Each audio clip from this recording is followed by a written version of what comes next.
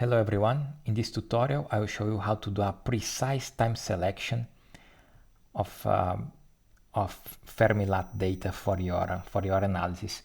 So if you watched the previous tutorial on the on loading the GUI state, you are already familiar with this light curve. This is the light curve for BLAC during intense flaring activity.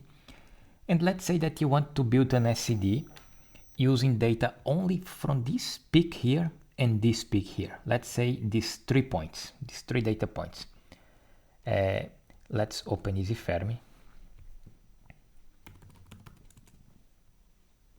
You have to do a customized analysis. If you don't know from where to start, you can do like that, BLAC. You can choose the spacecraft file. I'll fill this out and come back later. Okay, so if you don't know where to start for doing this precise time selection, I would recommend you to click in this button here, generate configuration file.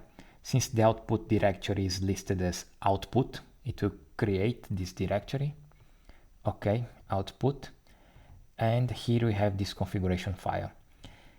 To do this precise time selection, you have to add a filter here, okay? So I already did this analysis. So the filters I can recover from here, for instance. And this is what you have to do. So you basically have to copy and paste something like that in your configuration file. Here I have 3 time intervals, okay, corresponding to these 3 data points. You probably already noticed that the numbers here are in MET, which means mission elapsed time. These are in seconds. And how can you know what are the MET times for your analysis? You remember that we are analyzing these peaks of the light curve. This is the light curve file. So I can open this with TopCat or AstroPy. And here I can select the precise time beams that I want.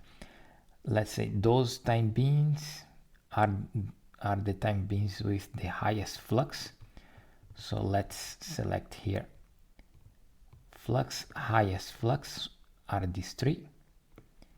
We can come here and we'll see that the T min and T max are in mission elapsed time. So you just select these values and put them here in the configuration file in this form. Okay, and that's it. So once you do that, you have to go to custom. Actually, this first part, if you know how to deal with the configuration file, you just skip it. I did that because if you don't know how to do a configuration file, you can generate it in this button here. But okay, custom, precise time selection, I already did this analysis, so I could simply load the GUI status. But no, I'm loading the modified configuration file, and that's it.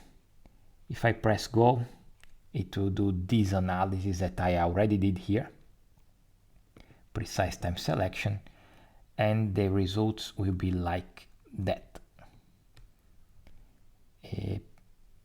Okay, this is the SED only for these light curve peaks here.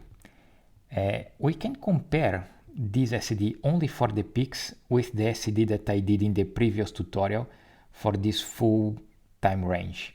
So let's see here, full range, the SED. So the SED for the full range and the SED only for the 2 peaks. We see that in terms of shape, they are very similar. But the SED that we did only for the flux peaks is actually much higher. So we see that here we are well, much higher than here. Here we have 2 times 10 to minus 4, and here we have 2, 3, 4, 5, 6 times 10 to minus 4. Okay, so this is the tutorial for precise time selection. Thanks, bye.